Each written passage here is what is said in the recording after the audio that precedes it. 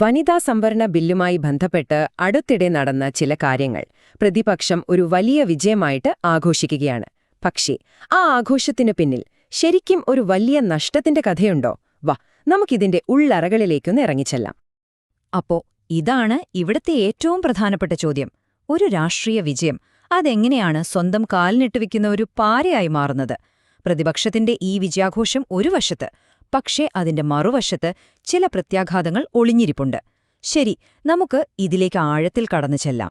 അപ്പോ സംഭവം ഇതാണ്. കോൺഗ്രസ്, DMK ഇങ്ങനെയുള്ള പ്രതിപക്ഷ പാർട്ടികളൊക്കെ ചേർന്ന് വനിതാ സംവരണ ബില്ലുമായി ബന്ധപ്പെട്ട സർക്കാരിന്റെ ഒരു പ്രധാനപ്പെട്ട നീക്കം തടഞ്ഞു. എന്തായിരുന്നു ആ നീക്കം? എന്താണ് അവർ വിജയിച്ചതായി പറയുന്നത്? നോക്കാം. അപ്പോ പ്രതിപക്ഷം പറയുന്നത് കേട്ടാൽ ഇതൊരു ഗംഭീര വിജയമാണ്. സർക്കാർ കൊണ്ടുവന്ന ലോക്സഭാ സീറ്റുകൾ പെട്ടെന്ന് കൂട്ടാനുള്ള ഒരു പ്ലാൻ അവർ തകർത്തു, അങ്ങനെ സംസ്ഥാനങ്ങളുടെ താൽപര്യങ്ങൾ സംരക്ഷിച്ചു എന്നാണ് അവരുടെ വാദം. ഒറ്റനോട്ടത്തിൽ നോക്കുമ്പോ ശരിയാണ്, ഇതൊരു വലിയ വിജയം തന്നെയല്ലേ? പക്ഷേ ഈ വിജയത്തിന് പിന്നിൽ ഒരു പേടിയുണ്ടായിരുന്നു, പ്രത്യേകിച്ച് ദക്ഷിണേന്ത്യൻ സംസ്ഥാനങ്ങൾക്ക്. അവർക്കതൊരു നിലനിൽപ്പിന്റെ തന്നെ പ്രശ്നമായിരുന്നു. എന്തായിരുന്നു ആ പേടി? ഈ വിഷയം മുഴുവനായിട്ട് മനസ്സിലാക്കണമെങ്കിൽ നമ്മൾ ആദ്യം ഡീലിമിറ്റേഷൻ എന്താണെന്ന് അറിയണം. സിമ്പിളായി പറഞ്ഞാൽ, ഓരോ സെൻസസ് കഴിയുമ്പോഴും രാജ്യത്തെ ജനസംഖ്യ മാറുമല്ലോ. ആ മാറ്റത്തിനനുസരിച്ച് ലോക്സഭാ മണ്ഡലങ്ങളുടെ അതിർത്തി മാറ്റിവരയ്ക്കുന്നതിനെയാണ് ഡീലിമിറ്റേഷൻ എന്ന് പറയുന്നത്. അപ്പോ ഇതാണ് കഴിയിലെ ഏറ്റവും പ്രധാനപ്പെട്ട നിയമം. കൂടുതൽ ജനസംഖ്യയുള്ള സംസ്ഥാനത്തിന് കൂടുതൽ സീറ്റ് കിട്ടും. ഇത് ഇപ്പോഴത്തെ സർക്കാർ കൊണ്ടുവന്ന ഒന്നല്ല, ദശാബ്ദങ്ങളായിട്ട് നമ്മുടെ ഭരണഘടനയിലുള്ള ഒരു വ്യവസ്ഥയാണ്.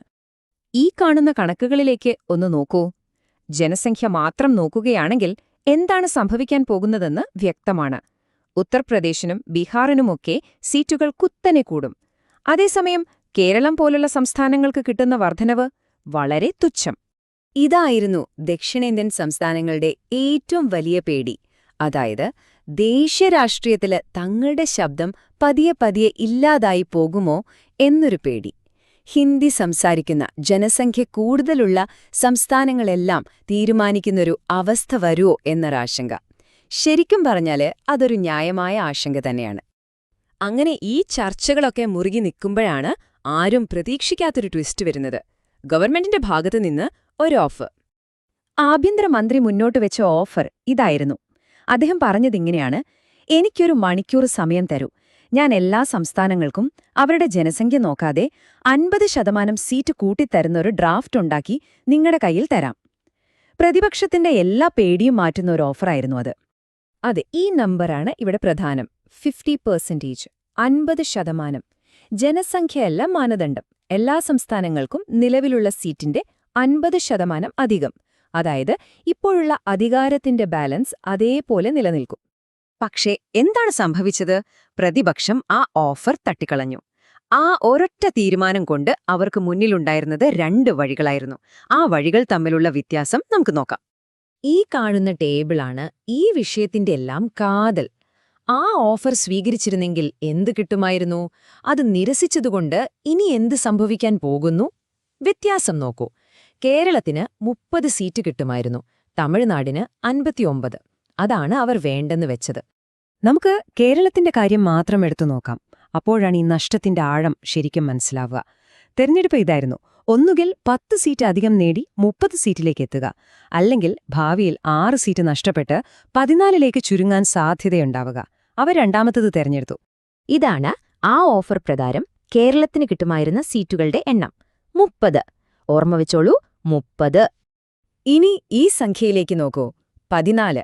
2026 സെൻസസ് കഴിഞ്ഞ് ജനസംഖ്യയുടെ മാത്രം അടിസ്ഥാനത്തിൽ സീറ്റ് വീണ്ടും തീരുമാനിക്കുമ്പോൾ കേരളത്തിന് കിട്ടാൻ സാധ്യതയുള്ള സീറ്റാണിത്. എവിടെ 30, എവിടെ 14? ആ വ്യത്യാസമൊന്ന് ആലോചിച്ചു നോക്കൂ. അതുകൊണ്ടാണ് ഈ വിശകലനം പറയുന്നത് ഇതൊരു ചരിത്രപരമായ മണ്ടത്തരമായിരുന്നു എന്ന്. കയ്യിൽ കിട്ടിയ ഉറപ്പുള്ള ഒരു ലാഭം ഭാവിയിൽ വരാൻ പോകുന്ന ഒരു വലിയ നഷ്ടത്തിനു വേണ്ടി വലിച്ചെറിഞ്ഞു കളഞ്ഞു.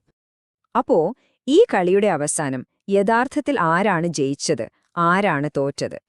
രാഷ്ട്രീയമായി നോക്കിയാൽ ഇതിന്റെ മുഴുവൻ ലാഭവും കിട്ടിയത് BJPക്കാണ്. ഞങ്ങൾ സ്ത്രീകൾക്ക് വേണ്ടി നല്ലൊരു കാര്യം കൊണ്ടുവന്നു, പ്രതിപക്ഷം അത് മുടക്കി എന്നവർക്ക് പറയാം. പോരാത്തതിന് നാളെ ദക്ഷിണേന്ത്യൻ സംസ്ഥാനങ്ങൾക്ക് സീറ്റ് കുറയുമ്പോൾ ഞങ്ങൾ അന്ന് നല്ലൊരു ഓഫർ തന്നതല്ലേ, നിങ്ങൾക്കല്ലേ വേണ്ടാഞ്ഞത് എന്ന് ചോദിക്കുകയും ചെയ്യാം. മറുവശത്ത് പ്രതിപക്ഷത്തിന്റെ അവസ്ഥയോ, കയ്യിൽ കിട്ടിയൊരു സുവർണാവസരം അവർ നഷ്ടപ്പെടുത്തി. ചുരുക്കി പറഞ്ഞാൽ, ഒരു ബില്ലിന് തോൽപ്പിക്കാനുള്ള ആവശ്യത്തിൽ പ്രതിപക്ഷം ഒരുപക്ഷെ തോൽപ്പിച്ചത് അവരുടെയും അവർ പ്രതിനിധീകരിക്കുന്ന സംസ്ഥാനങ്ങളുടെയും ഭാവിയെ തന്നെയാണ്. അപ്പോ ഇതിനെപ്പറ്റി നിങ്ങൾക്ക് എന്താ തോന്നുന്നത്? ഇതൊരു തത്വത്തിന്റെ പേരിലുള്ള ശക്തമായ നിലപാടായിരുന്നോ, അതോ ദീർഘവീക്ഷണമില്ലാതെ കളഞ്ഞുകുളിച്ചൊരു സുവർണാവസരമായിരുന്നോ? ഇതിന്റെ ഉത്തരം നിങ്ങൾ തന്നെ കണ്ടെത്തുക.